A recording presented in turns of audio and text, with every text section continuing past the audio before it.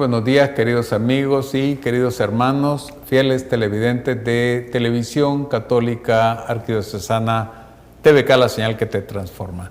Sean bienvenidos nuevamente a la 61ª edición de su programa Al Pie de la Cruz. Le damos, como siempre, infinitas gracias al Señor por darnos esa gran oportunidad de predicar en su nombre, y a ustedes les agradecemos que nos abran en la puerta de sus hogares para entrar con el mensaje del Señor y que ustedes reconozcan las maravillas del Señor, como dice nuestra Santísima Madre en su Magnificat. El día de hoy vamos a tocar un tema basado en uno de los estratos de nuestra población que incide realmente de manera dramática en el correcto desarrollo del futuro de los países. Y quisiera comenzar hablando de poniéndolo en contexto con una frase del famoso filósofo griego, padre del escepticismo y del pesimismo, Diógenes Laercio, ¿verdad? Diógenes, que en su momento dijo esta frase genial, dijo: el fundamento de cada estado es la educación de sus jóvenes. Nuestra sociedad está en relación directa a cómo nosotros trabajamos esas nuevas generaciones que serán los próximos dirigentes de nuestro país y que conducirán nuestro país por caminos de bien y caminos hacia el Señor o por otros caminos. Así que vamos a tocar este tema tan bonito, la evangelización de los jóvenes, y para desarrollar este interesante tema nos acompaña nuestra querida amiga, la licenciada Florita Sánchez. Licenciada, buenos días. Muy buenos días, ingeniero. Le doy gracias por haberme invitado esta mañana a tener esta conversación y esta charla sobre la evangelización de los jóvenes. Gracias, licenciada. Como poniéndolos en contexto, ella es psicóloga, graduada de la Universidad de Nuevo León. No, la Autónoma de Guadalajara. La Autónoma de Guadalajara, los Tecos son, sí, ¿verdad? La Universidad de los Tecos en Guadalajara, en el área de psicología. Y bueno, hace poco tuvimos la grata presencia en el programa del señor rector de la UCA, el padre Andreu, y él nos hablaba precisamente de esa opción que la Universidad Centroamericana hizo del documento de Puebla en cuanto a la opción preferencial por los jóvenes. Y él nos decía que ellos tienen 8,000 alumnos, 8,000 alumnos, cercanos a los 8,000 alumnos en la universidad, en los que a ellos se les evangeliza al estilo jesuita, con esa espiritualidad ignaciana propia de ellos. Ahora bien, hablábamos hace un segundito de que hay colegios católicos, hay grupos de iglesia, hay planes pastorales, hay una gran cantidad de actores que tratan sobre la educación de los jóvenes, pero ese es lo primero que tenemos que precisar. ¿Qué tan necesaria es una pastoral juvenil en nuestros actuales momentos? Es muy importante, ya que las generaciones nuevas, o sea, los jóvenes, necesitan realmente tener una orientación en su espiritualidad, ¿verdad? Y la educación formal de la escuela educativa, nada más se enfoca a formarlos para la vida laboral, pero no hay una integración real para formar su alma, que es el espíritu. Y es en realidad el espíritu el que, a través de los valores que se van introyectando en su vida, van a ser los que le van a definir a ese joven cómo actuar en su vida diaria y cómo afrontar los retos que en la actualidad se dan y que son muchos.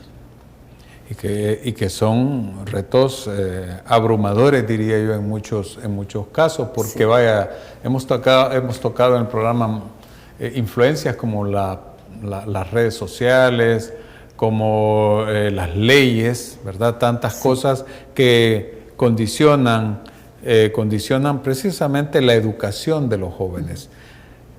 Diógenes decía esa frase genial, que la la vida del Estado está en función directa de la educación de sus jóvenes.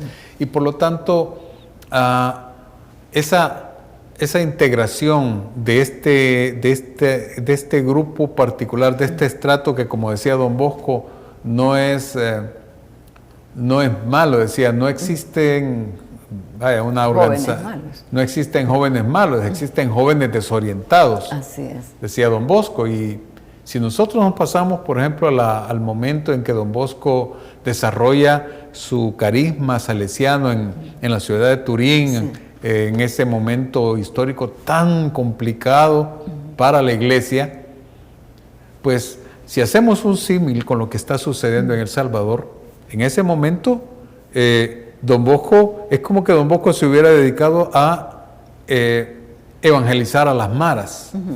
Básicamente estamos hablando de lo mismo, pero aquí no. Aquí hemos perdido esa frase genial de los Hechos de los Apóstoles, donde nos dice que Dios no hace acepción de personas. Joven es joven, y por lo tanto evangelizar a los jóvenes se vuelve una necesidad urgente. ¿Y cómo podemos evangelizar a los jóvenes? Sí, la verdad es que la evangelización debe comenzar desde la primera etapa de vida. Es decir, no es en sí la escuela, o sea, quien va a formar al niño. Es en el hogar que inicia esa formación. El niño, como la vez pasada les decía, en los primeros 5 años de vida son los 5 años ideales para que un niño aprenda muchísimas cosas.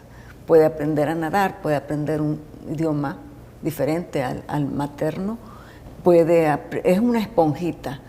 E igual si los padres desde que inicia, o sea, la concepción del niño, la mamá le pone alabanzas, o sea, ahora se ha descubierto, o sea, con la tecnología, que los bebés en el vientre escuchan, o sea, por eso ahora los niños, antes los niños nacían y dicen que hasta la semana de vida, ya fuera del vientre de la madre, abrían los ojos. Pero ahora los niños nacen con los ojos abiertos, porque han sido sumamente estimulados por el medio. Entonces, si una madre en el periodo de gestación le platica al niño, hace oraciones, ese niño escucha, o sea, escucha alabanzas, o sea, se van empezando ellos a educar en la vida cristiana, en su alma, ¿verdad? Porque es bien importante saber esto. O sea, por más de 2000 años y antes de Cristo, la gente culta, que tenía educación, trataba de formarse en todos los aspectos de la vida, o sea, no solamente para trabajar, para laborar, o sea, la filosofía era bien importante, o sea, la gente trataba de ser culta, no por el hecho que la cultura le va a dar de comer, o sea, y muchas veces en el campo se oye decir eso, ¿verdad? O sea, ¿y de qué te sirve comer? Antes decían, ahora ya no tanto, gracias a Dios. Ahora ya la gente ha entendido que la educación es necesaria para vivir mejor, pero no solamente para vivir mejor porque va a ganar más, sino porque hay que culturizarse y la cultura alimenta el alma. O sea, una cultura con valores, o sea, antivalores, va a cultivar un alma distorsionada. Pero si la persona se educa en el alma con valores como el arte, pero el arte de belleza real, ¿verdad? Porque ahora, como les digo, o sea, todo se ha enfocado en antivalores. Usted va a ver una pieza de arte ahora, o sea, moderna. A veces uno ni sentido le encuentra, ¿verdad? Porque expresan, o sea, cosas tan abstractas, tan fuera de... O ponen una mesa con algo encima que no tienen ni ni sentido. Ni sentido, y eso para ellos es belleza. Claro. Porque de alguna manera el ambiente distorsiona lo que es bonito, ¿verdad?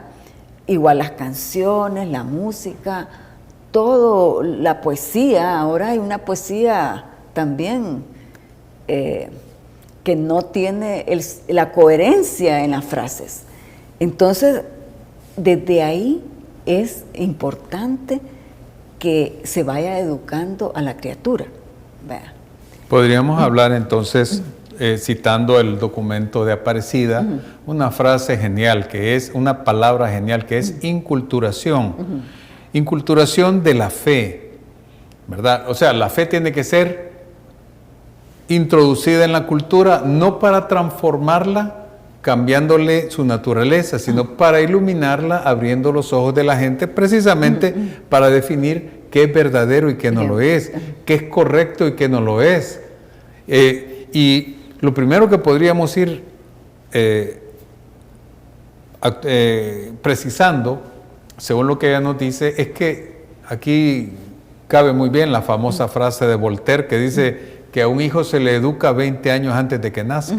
Sí. Educando al padre. Claro. Por lo tanto, padres de familia, ustedes son los primeros responsables de la educación y de la evangelización de sus hijos. Familias cristianas comprometidas. Esa es la gran tragedia de nuestro país. Por eso es que nuestros hijos se desorientan, porque no hay quien los oriente. La primera escuela, la primera iglesia, la iglesia doméstica, es la encargada del primer ciclo de formación, que es formación en esos valores que tienen que ser vividos al interior de la familia. Por lo tanto, la formación es la primera de los pilares. Exacto, la formación, y especialmente, como usted dice, de los padres en este sentido. O sea, un padre, para comenzar, cuando son adolescentes, deben de formarse estos grupos juveniles, o sea, porque es un círculo virtuoso, ¿verdad? Si un joven participa en un grupo juvenil, ahí aprende a convivir con personas que tienen los mismos ideales, los mismos valores, los mismos criterios, y aprenden a escoger a una persona, sea una señorita o un joven, con los mismos criterios y valores para formar un hogar, ¿verdad? Y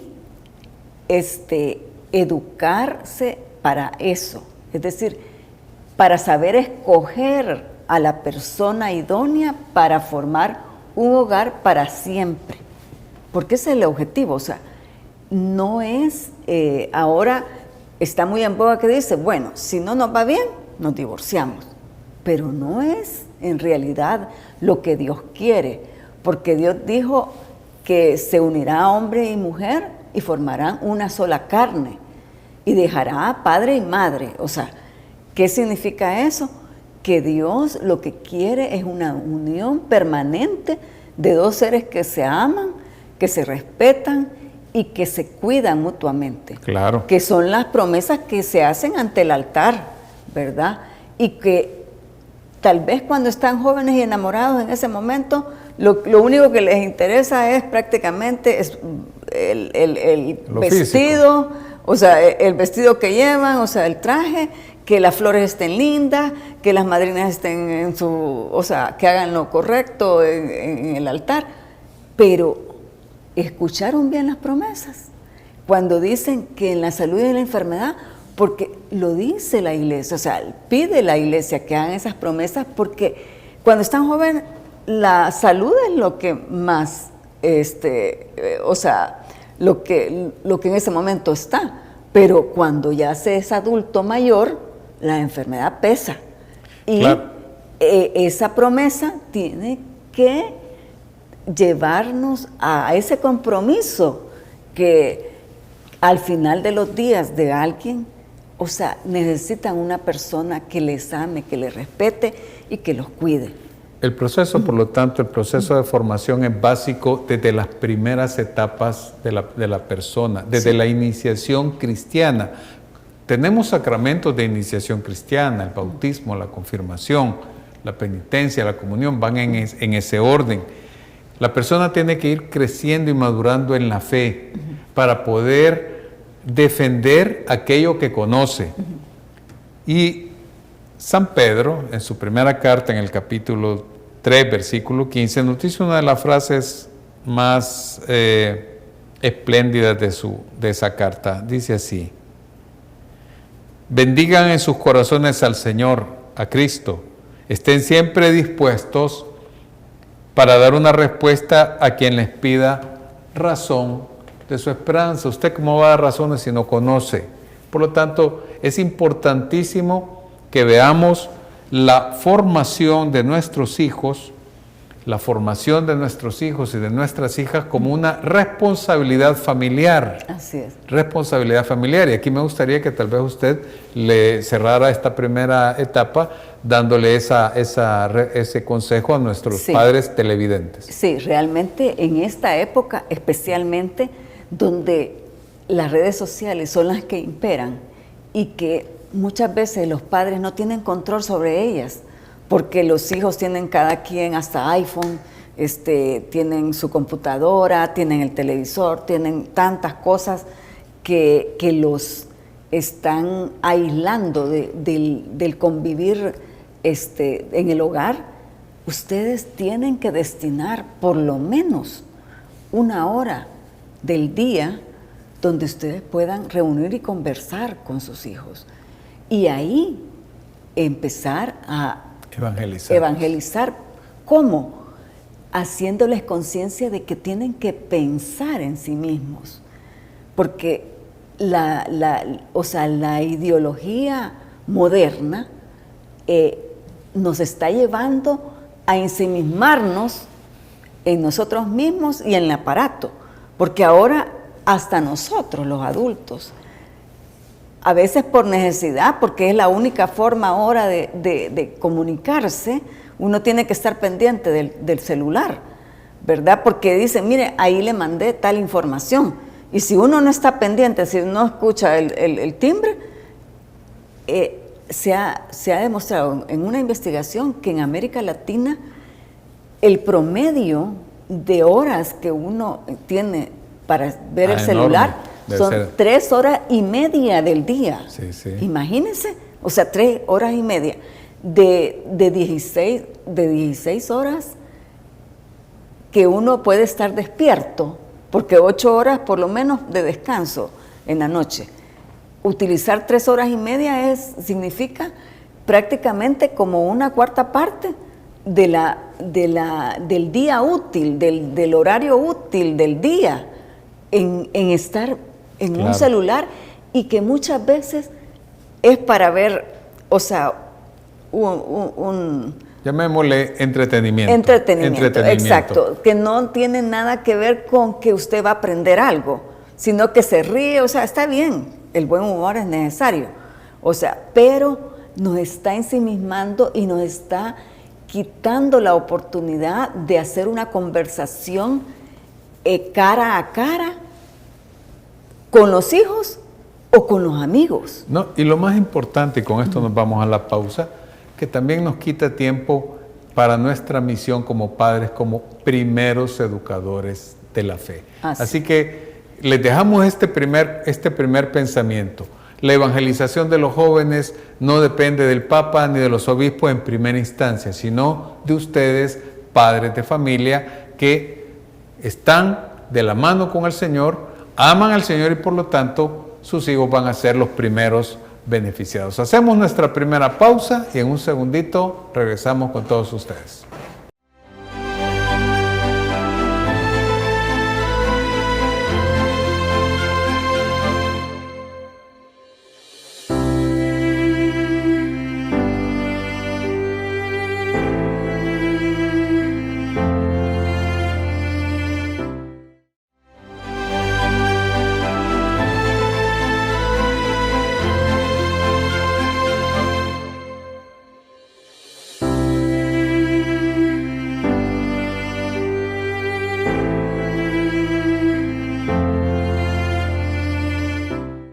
Gracias por continuar con nosotros. El día de hoy estamos hablando de un tema que le interesa a usted personalmente. Estamos hablando de la evangelización de los jóvenes y hemos tocado como primer pilar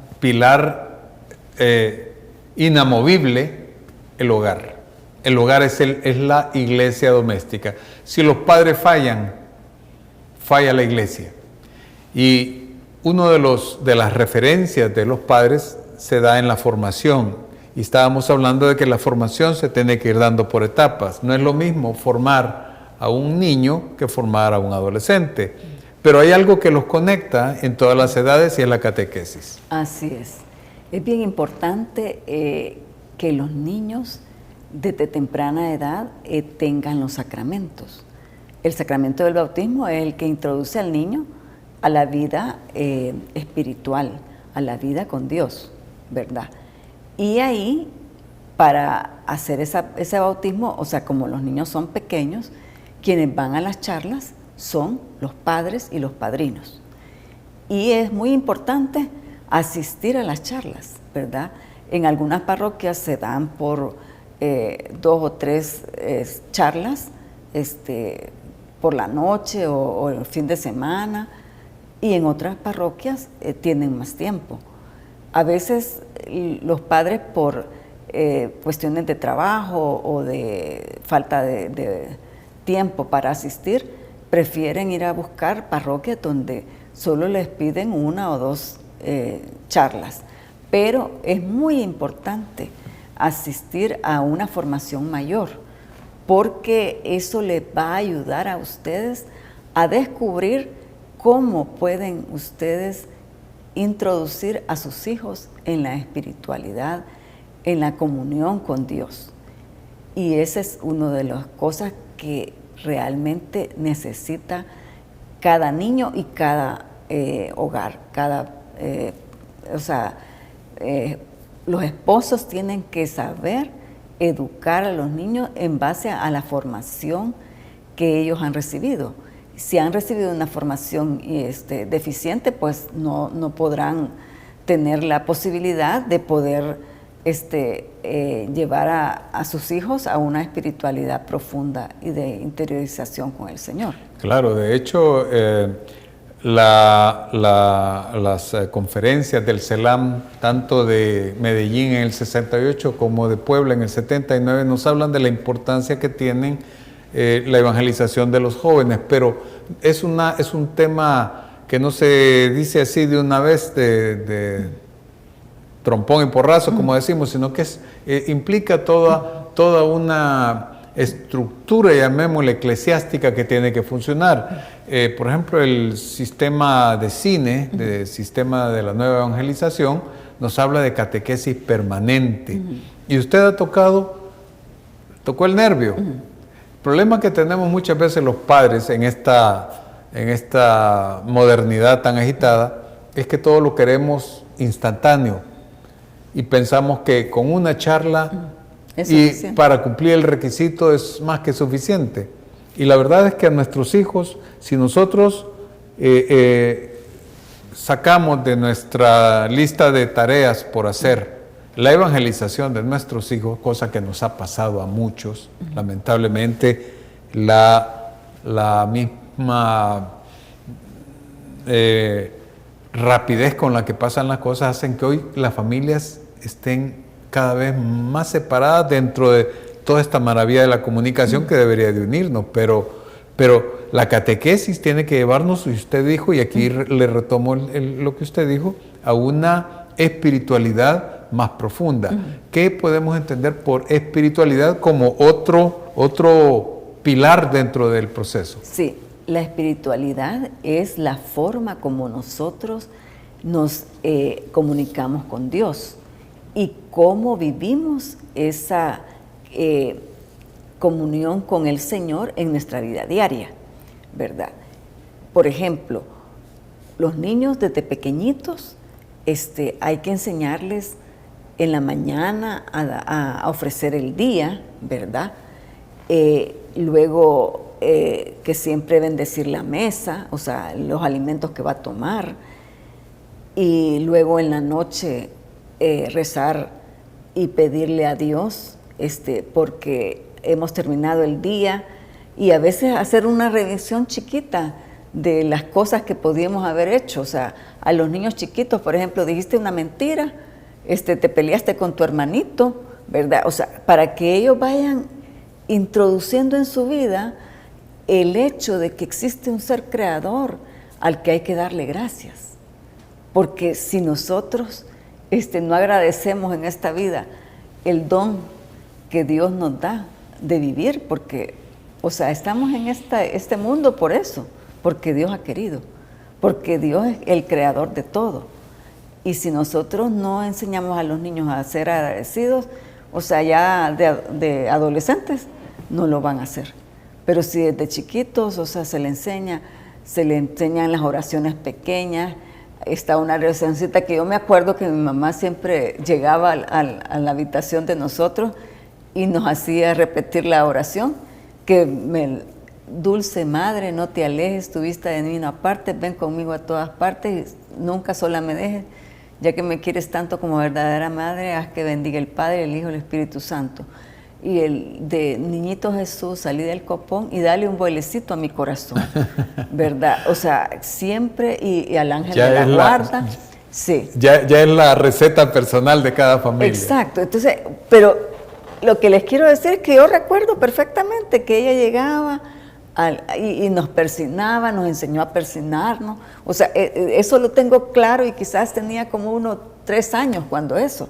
Pero lo recuerdo tan vívidamente que ella siempre llegaba hasta como, quizás cuando ya tenía como 7, 8 años, que ya uno lo podía hacer solo, o sea, dejó de hacerlo, y que ya sabíamos nosotros las oraciones, ¿verdad? Y que me acuerdo bien que en aquella época, a las 8 de la noche, vayan niños a su cuarto, ¿verdad? Ya es la hora de dormir. Y todos. Las oraciones. Y todo. No, y es bien importante, este segundo consejo que nos ha dado es básico, pero básico para ustedes. Si ustedes quieren tener el día de mañana una vejez tranquila, tenemos que poner manos a la obra. Ahora, lo primero es formarse ustedes y sus hijos. Inscriban a los niños en las escuelas de catequesis. No le huyan a la catequesis. Sí. No puede amarse lo que no se conoce. Y lo segundo es tan importante como lo primero complementario e irrevocable, que es la vida de la gracia. No fallen a misa los domingos y no lleguen, ¡ay, tan larga la misa! Cuando alguien dice eso, es que la misa, padre mucho se extiende. Ahí estamos mal. Sí. Porque nosotros no vamos por el Padre, vamos por acercarnos con el Señor vivo y resucitado que está en el altar. Y a la par van nuestros niños. Entonces, el rosario, las oraciones de la mañana, las oraciones de acción de gracias, las oraciones de petición, esa vida de piedad en la que acercamos poco a poco a nuestros hijos al Señor, rinde frutos, licenciado. Claro que sí. ¿Por qué? Porque ahí también están psicológicamente dándole a sus hijos esa sensación de pertenencia a la familia y de amor y protección que ese niño necesita en ese momento. Los Hechos de los Apóstoles, en el capítulo 14, versículo 17, dice así: pero no por eso dejó de manifestarse, pues continuamente derrama sus beneficios. Él es quien desde el cielo les da las lluvias y los frutos a su tiempo, dando el alimento y llenando los corazones de alegría. Todo lo que nosotros le podemos dar a nuestros hijos no lo obtenemos nosotros de nosotros mismos, sino de nuestra dependencia y de relación con Dios. Por eso el apóstol San Juan dedica todo un capítulo, el capítulo 15, a la famosa figura de la vid y los sarmientos. El Señor llegará a decir, sin mí no pueden hacer nada. Por lo tanto, la vida de piedad, la formación de una espiritualidad tiene que acompañar a la formación catequética. Así es. También, o sea, que los niños conozcan las realidades de la familia, ¿verdad? A veces queremos nosotros no hacerles partícipe a los niños de situaciones difíciles. Pero, ¿cómo van a aprender los niños a vencer obstáculos si en la casa solo les pintan color de rosa la vida? No es que vamos ¿cómo se llama?, a contarlo todo, ¿verdad? Porque el niño, o sea, necesita vivir su infancia feliz.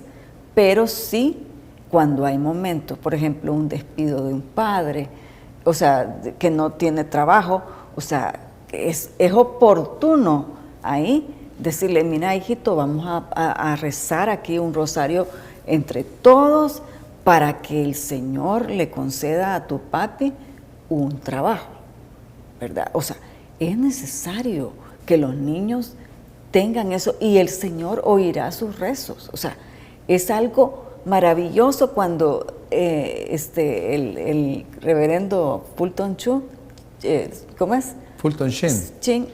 Decía, familia que reza unida permanece unida.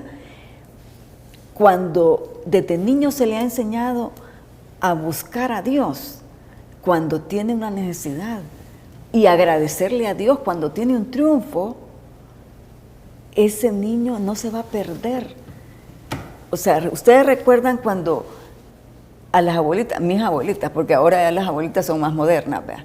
Pero, o sea, que se le iba a dar un bendito en el campo. Bendito abuelita, bendito abuelito. O sea, ¿qué significaba eso? Bendecir. O sea, cuando ustedes tienen que bendecir a sus hijos, o sea, decirle, te va a ir bien en este día, hijo, ¿verdad? Cuando yo estaba estudiando, estuve interna, y nosotros el saludo que le hacíamos a las religiosas era, bendito sea Dios, por siempre, nos decía ella. O sea, la contestación era una ejaculatoria, bendito sea Dios, por siempre. Y eso se nos ha quedado a todas las alumnas de ese colegio. Entonces, igual, o sea, tenemos que bendecir a Dios para que Él haga en nuestras vidas lo que necesitamos, ¿verdad? Entonces, es una forma así normal y cotidiana que ustedes pueden hacer en su hogar para poder inculcar a sus hijos esa espiritualidad, para que en momentos difíciles puedan ellos acogerse a Dios y poder recibir de Él todo lo necesario.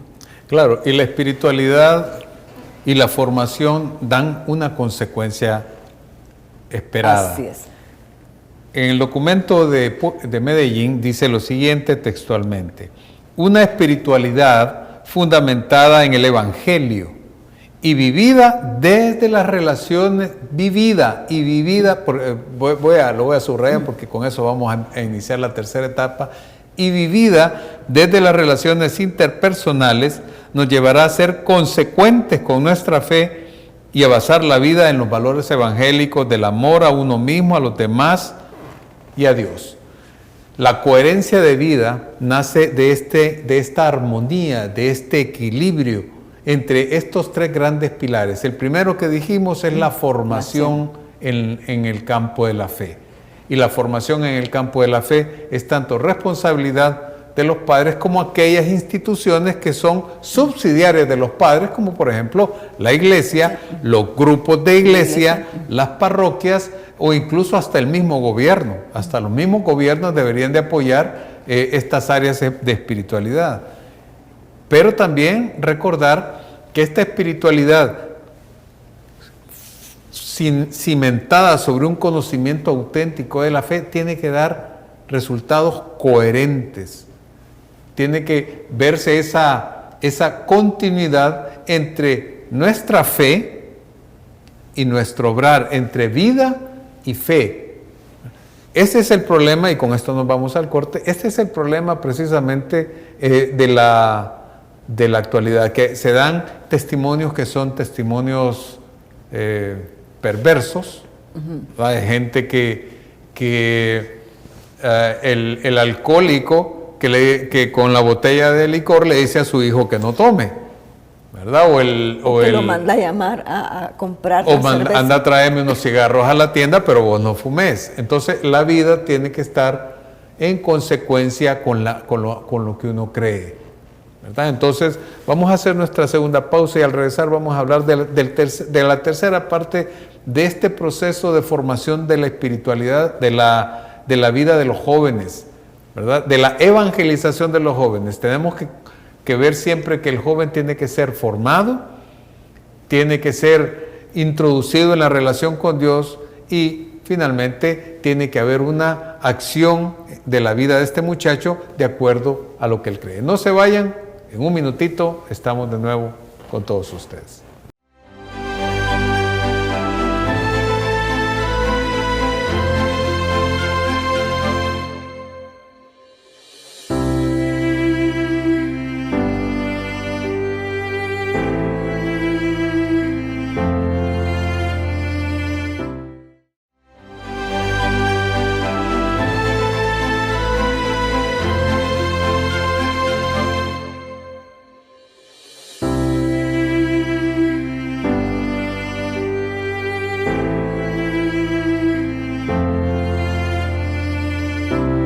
Gracias por continuar con su programa Al Pie de la Cruz. Estábamos aquí platicando con la licenciada y realmente necesitaríamos como unas 3 horas más, ¿verdad? Pero solo tenemos el último segmento y hablábamos de la gran importancia que tiene la familia y especialmente los padres en la formación de sus hijos en cuanto a su formación en el área de la fe, catequesis, en cuanto al desarrollo de una espiritualidad en el carisma más grande que puede haber, que es el carisma de la familia, ¿verdad? Y usted me mencionaba eso como, antes de pasar al último, que es ya la relación que tiene que haber entre la vida y la fe, ese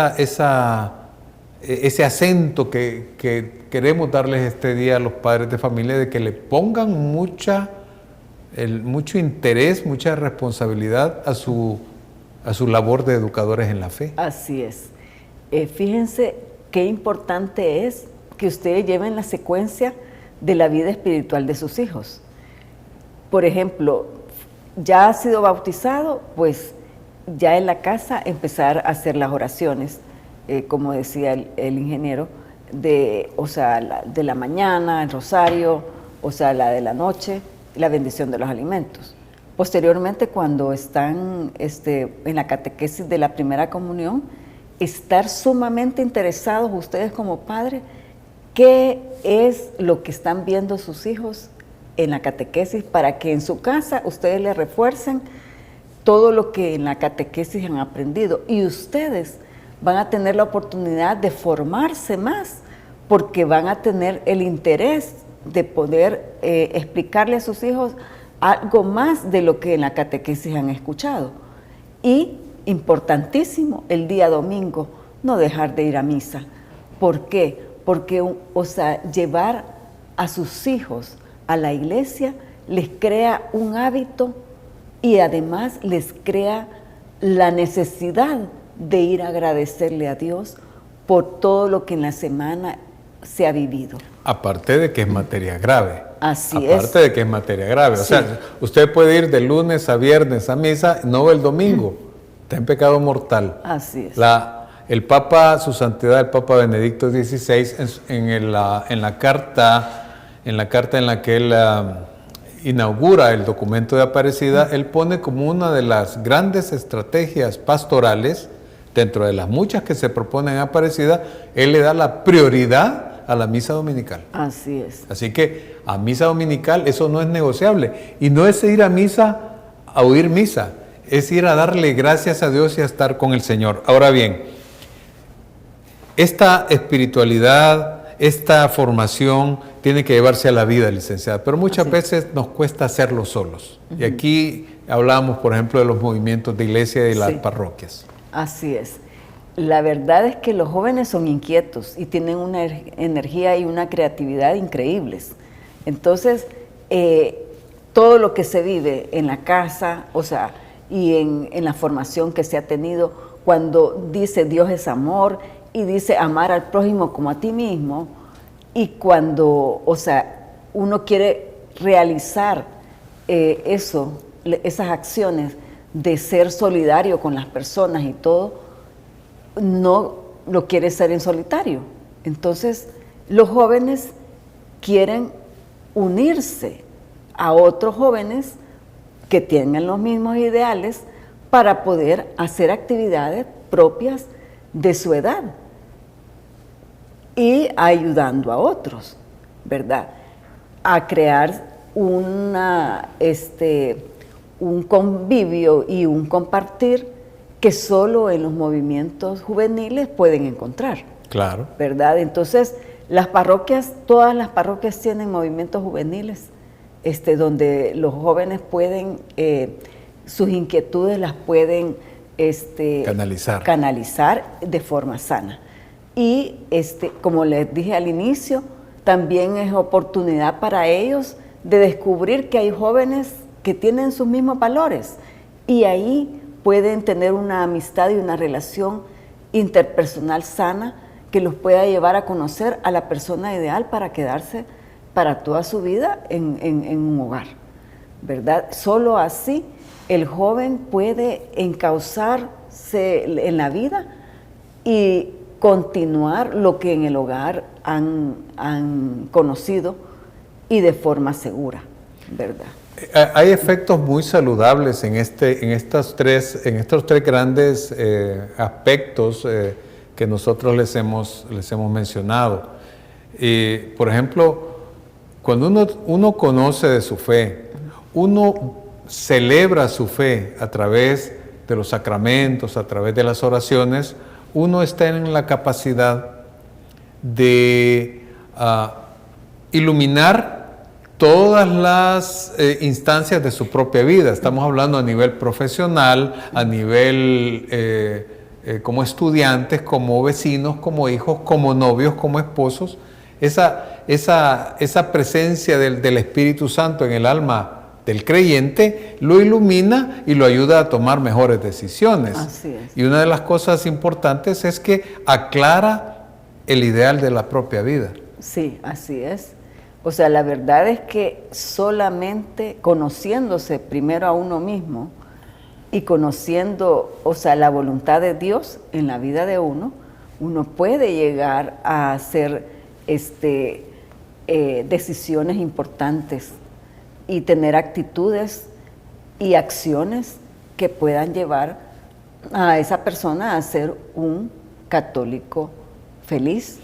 Y fíjese, productivo. Claro, y no solamente un católico feliz y productivo, sino un buen ciudadano de este país. Claro. Un buen ciudadano de este país. Yo me acuerdo que cuando uno lee la historia de la Iglesia, uno de los grandes problemas jurídicos que tuvo el Imperio Romano en la época en que fue declarado ilegal el cristianismo, ¿verdad? Bajo el famoso edicto de Nerón, el día 19 de junio del año 64, el día del incendio más famoso de la historia, el famoso incendio de Roma. Es que en todo el Imperio Romano, que eran más de 3 millones de kilómetros cuadrados y más de 65 millones de personas, los cristianos eran los que pagaban impuestos. Eran la gente que ayudaba a los demás. Y empieza todo un movimiento cristiano y la gente decía, bueno, ¿y por qué los tienen? ¿Y por qué están declarados enemigos del Estado, enemigos del imperio? Si eran los mejores ciudadanos. Entonces, muchas regiones, esto es histórico, muchas regiones del imperio, simple y sencillamente les llegaban los edictos, pero no los cumplían. No los cumplían porque la gente decía, no, depende de mí como administrador de mi zona, pero a mí esta gente es la que mejor me paga. Me paga, la que mejor me funciona, son los que me ayudan con... Entonces, lo mismo esperamos. Por eso este programa, Al Pie de la Cruz, tiene esa cuestión de cambiar a la persona para cambiar nuestro entorno. Así es. Sí, y la verdad es que fue en tiempo de Constantino, como de Alejandro, el hijo de Santa Elena. Constantino. El Constantino, el que levantó esa prohibición para los cristianos. Sí, el famoso edicto de Milán del año 313, toda una historia, se la vamos a contar otro día. Sí, pero es bien importante aclarar esto, tiene que haber coherencia entre fe y vida. Claro. ¿Verdad? Entonces los jóvenes están llamados a ser testigos de la fe. Sí, y también a través de la formación y espiritualidad, las dos cosas juntas, aprendemos a discernir lo que es bueno y lo que es malo. Y a discernir también en qué momentos uno debe de actuar, solidariamente con alguien. Porque lo que en este momento predomina es el yo, el ego. O sea, tú guárdate para ti, tus cosas, y no, no tiene nada. Yo y el mundo. El mundo, exacto. El mundo allá y yo aquí. Y aparte, lleva a masificarlo todo.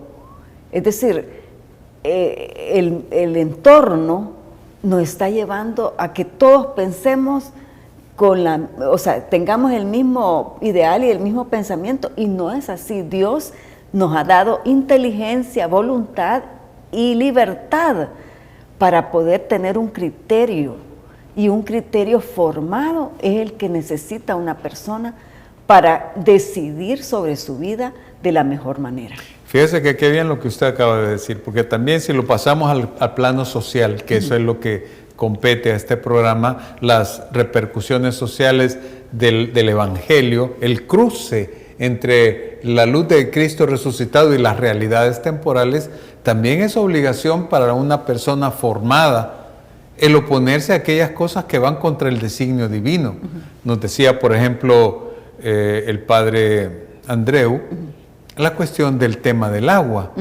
¿Verdad? El tema del agua es un tema que nos involucra a todos. Claro. Entonces, aquí los grandes consorcios económicos, pues, harán sus movimientos, pero el bien común es el bien que priva dentro de lo que la Iglesia conoce como justicia social. Justicia social es justicia para todos por igual, ¿verdad? Igual. Después nos dicen que, decía el padre, curas de sotana roja, decía el cura. Y la verdad es que también otra defensa grande que hay que hacer es la defensa de la vida. Defensa de la vida. Primero, desde el momento de la concepción. Ayer estaba viendo yo una respuesta que le dio el Santo Padre a un periodista que le estaba preguntando acerca de que si una persona que ha sido violada tiene derecho a quitarle la vida al ser que tiene en su vientre.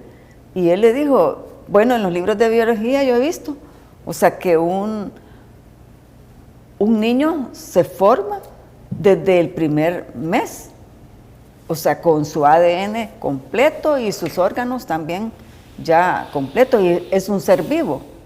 Y nadie tiene derecho a quitarle la vida a un ser vivo. Entonces es la defensa de la vida, tanto desde el momento de la concepción como al finalizar la vida, porque también hay que pensar en eso. Debemos de educar al niño y al joven para que cuando él le toque cuidar a un anciano, o a cuidarnos a nosotros, como padres, sepa que tiene derecho ese viejo a vivir los días que Dios quiera que viva, porque ni él ni otra persona tiene derecho a quitarle la vida.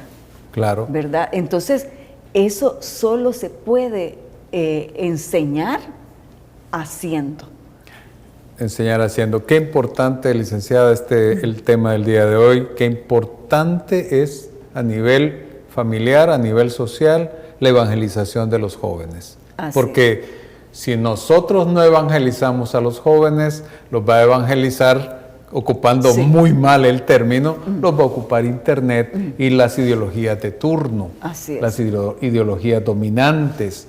Y es bien importante porque, por ejemplo, hoy los jóvenes prefieren cuidar perros que cuidar hijos, ¿verdad? Equiparando perro con hijo, ya no dijéramos abuelos, ¿verdad? Los abuelos, ustedes saben que tristemente a nivel de Europa occidental, cuna del cristianismo como lo conocemos junto con Israel y Grecia, pues los viejos están viéndose como carga y están ya muchos procedimientos de ley para que la eutanasia sea una realidad. En Canadá, o sea, ya también está aprobado, o sea, la eutanasia.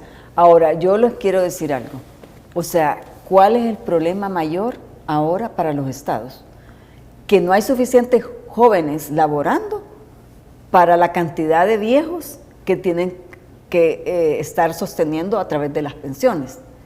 Pero ¿por qué ha habido un desequilibrio? Por eso, porque a los jóvenes se les ha hecho creer que la vida, o sea, los hijos son un compromiso que no deben de asumir.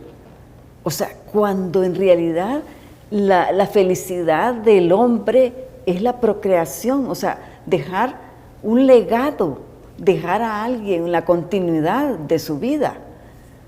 Porque Dios lo dijo así al inicio de la creación, que, o sea, cuando dijo, creced y multiplicaos.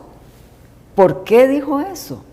Porque lo natural de la vida es crecer, o sea, nacer, crecer, reproducirse y morir. Y morir. ¿Verdad?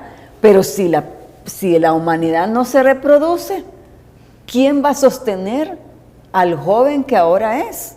Claro, vamos a tener dentro de unos años un montón de personas solas, con un montón de gatos y, bueno, con todas las consecuencias negativas que eso pueda tener. Bueno, el tiempo nos ha comido, no lo hemos ni sentido, así que no me queda más que darle gracias a nuestra ilustre invitada por esta explicación que es muy sencilla, pero está muy cargada de contenido. Recuerden esos tres grandes elementos.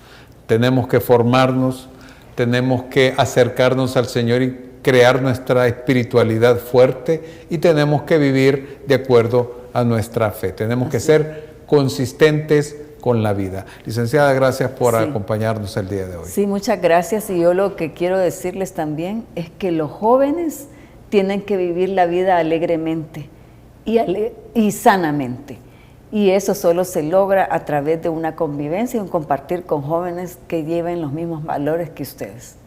Gracias, licenciada. Así que le exhortamos a los movimientos de iglesia, a las parroquias, a que le pongan más interés a los movimientos juveniles que están así medio de capa caída. Me despido con una frase muy bonita de Garcilaso de la Vega. Decía: en tanto que de rosa y azucena se muestra la color en vuestro rostro, y que vuestro mirar ardiente honesto enciende al corazón y lo refrena. Encienda al corazón y lo refrena. Tenemos que tener jóvenes que sean pujantes, pero que reconozcan sus límites de criatura, hasta dónde ellos pueden llegar, porque no todo lo que podemos hacer nos conviene. San Pablo lo dirá en una de sus cartas: todo nos está permitido, pero no todo nos conviene. Les agradecemos nuevamente su atención al programa del día de hoy. Les pedimos nuevamente siempre que colaboremos con los medios católicos de difusión para poder seguir adelante con nuestros programas de evangelización. Y le damos infinitas gracias al Señor y le pedimos a San Óscar Arnulfo Romero que interceda por nosotros y por nuestro país, por nuestra patria El Salvador, patria que tiene el gran honor de llevar el nombre del Señor. Les agradecemos nuevamente y me despido con la frase del salmista que define casi lo que este programa siempre ha esperado. Vean y prueben, prueben y vean qué bueno es el Señor. Pasen todos ustedes muy buenos días.